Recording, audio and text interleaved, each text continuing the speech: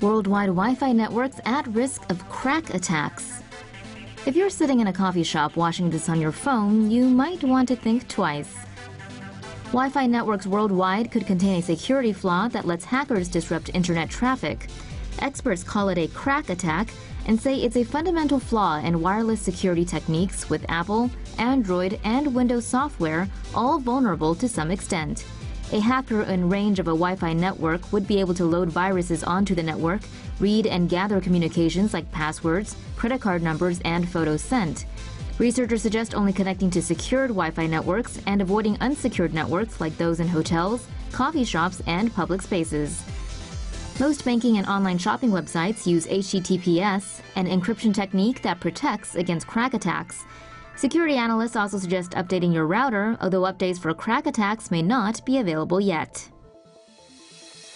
You've been hacked. How today's cars are vulnerable to hacking.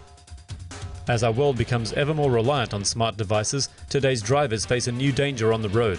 With modern cars becoming increasingly computerized, hackers are able to exploit security holes to remotely take control of vehicles. It is possible for a skilled hacker to get into a driver's mobile app, a car's entertainment center, onboard diagnostics, airbags, locks, as well as critical systems like the engine and brakes. Hackers can use a car's cellular, Wi-Fi or Bluetooth connection to gain access. The software can then be read and altered code inserted back into the car's computers. Many modern cars contain more than 100 computer processors, leaving them susceptible to hacking and privacy attacks not possible with older vehicles. Last year, in London alone, software flaws helped hackers steal more than 6,000 cars. How hackers jack ATMs remotely. Japanese cybersecurity firm Trend Micro has published a white paper detailing how hackers can remotely control ATMs. First, cybercriminals target banking staff with phishing emails. If a worker accesses the email, this allows the hacker to steal their identity. The hacker then uses these stolen digital credentials to enter the banking network, where they begin to comb it for data on their target.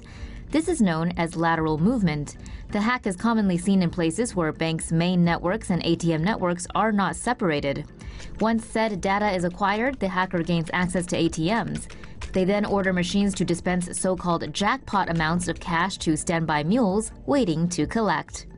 Hackers using this technique have kept away from ATMs in the US and Canada, but Trend Micro expects the threat to become stronger in the future.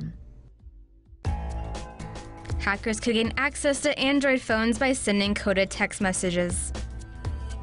A security firm has found that hackers could gain access to the majority of Android phones in the world via specially crafted text messages.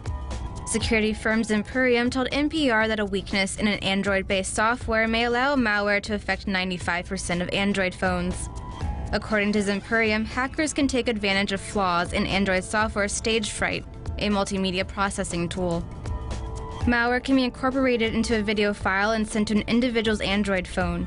If the message is received via Google Hangouts, StageFright will immediately process the video and release the malware whether the file was actually opened or not. The malware can take complete control over the phone and allow hackers to gain access to all of the information stored inside. Google has developed patches that can protect Android users and has reportedly sent them out, but it's ultimately up to phone carriers and phone makers to push the updates through to individual phones.